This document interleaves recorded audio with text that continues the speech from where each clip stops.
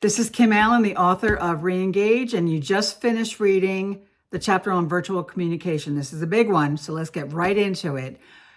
Virtual communication is part of our world right now because of the pandemic, and the studies are out, and it proves that some people like it. Some organizations want us back in the office, but at the end of the day, virtual communication is going to be here to stay in some way.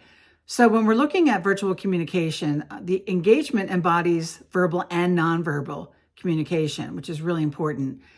One of the studies that was done, I'm going to be reading this directly because it's so important, that our physical body movements comprise our body language. And that sends messages through our facial expressions, our tone of voice, or words we use when we speak to one another. So body movement is extremely important. We all observe body movement all day long, but we don't know how to analyze it, and we don't always know what it means. I'm here to show you what it means and how important it really is.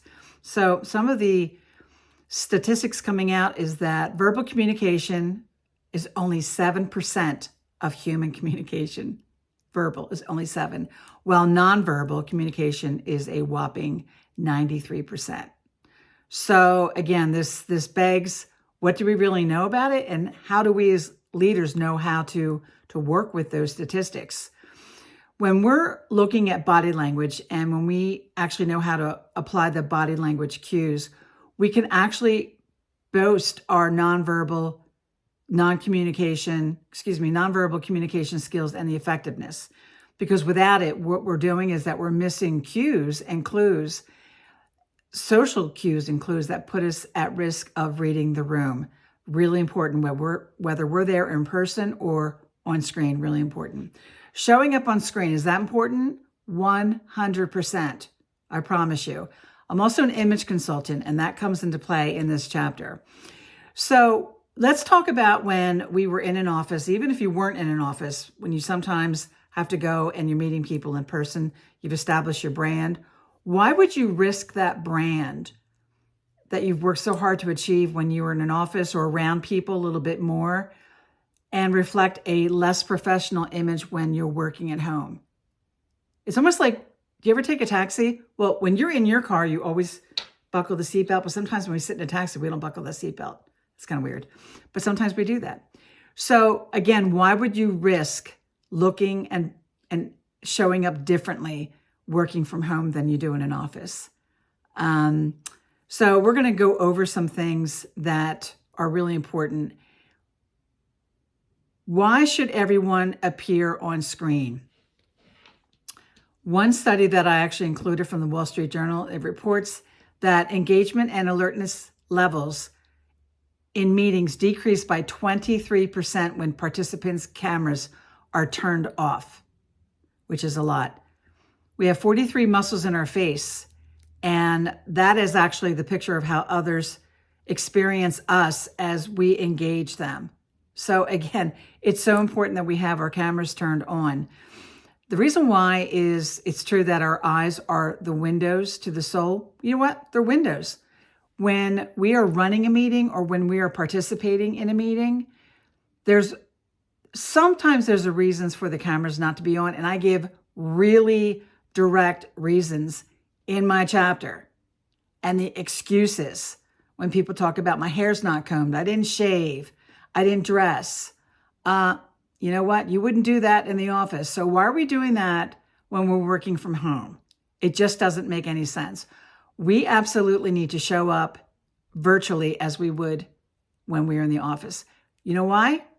Because it actually gives everyone, it's very telling of what we think professionalism is. We want to appear professional at all time. It does not mean you need to have a suit and tie on. It just means that we need to care for our brand in the same way, whether we're in the office or working virtually. We talk about body language, which is really important. And one thing I really want to bring up, because I'm going to ask you to do something, a little activity right now. And I talk about it in the book when we're talking about virtual communication and our expressions, because the worst thing we want to do is, I'm not even going to be looking at the camera right now or looking down, just no energy. That is not how we want to show up. Even if we are more quiet individuals, we can still be expressive. And one activity that I do with my clients, I'm going to be doing it with you right now. You know what? Can you believe that eyebrows are a thing? Men or women, the men always say, oh, we never even paid attention to that, but I'm going to make you do it now. Because even our expression, which doesn't even have to be a smile, can simply be in our eyebrows. So I'm going to actually have you do this, but let me show you first, okay? Because I'm going to have you say your name. So if I say my name right now to you, my name is Kim Allen. But I'm raising my eyebrows saying, my name is Kim Allen. Doesn't that feel a little bit more energetic? You don't have to be doing cartwheels across the room when we are leading others. But even something as simple as that makes all the difference in the world. Something else I talk about too, that when leaders hold a meeting, they schedule a meeting, yet when the meeting starts, they shut their cameras off. And my question is, where are you? Where are you? Because the most important factor of effective engagement is being able to see the person during an interaction. So that happens whether we're in person or whether we are virtual. And again, I wanted to just read a couple of these statistics because it's worth repeating that. The most important factor of effective engagement is, again, being able to see the person, because if not, 43% are more likely to multitask if your camera is off. Also, when the participants see their manager multitasking, they boost their own multitasking behavior by 30%. And finally, when people report sleepiness levels are 28% higher in virtual meetings compared to face-to-face meetings. So we need to be highly cognizant of all of this, my friends. It's so important. If you're going to have a meeting, you need to be on camera. Otherwise, you can just be having a phone call. It's very, very important. I give a lot of reasons in the chapter.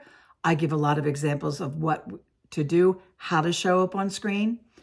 One final thing that's really important about virtual engagement, we actually talk about it in an earlier chapter, that people need to feel engaged. And what does that mean? What does that look like for them? And believe it or not, again, a lot of these studies are showing that they just want to be acknowledged. That's all people want. And why aren't we saying good morning or good afternoon, or after the virtual meeting, thank you for your time? That is simplistic. It's retelling, like 15-year-old Lucas from his TED Talk for Youth. Why aren't we doing that? It's the simplest thing in the world. And the studies are showing that employees are asking for that. So if we do not acquiesce to virtual communication, what it means, why it's important, how to do it, how to be effective, then we are all contributing to that $8 trillion cost of low engagement. And I know that you're all understanding that if we can't master these easy things as leaders, how are we going to do the hard stuff? I'll see you at the end of the next chapter.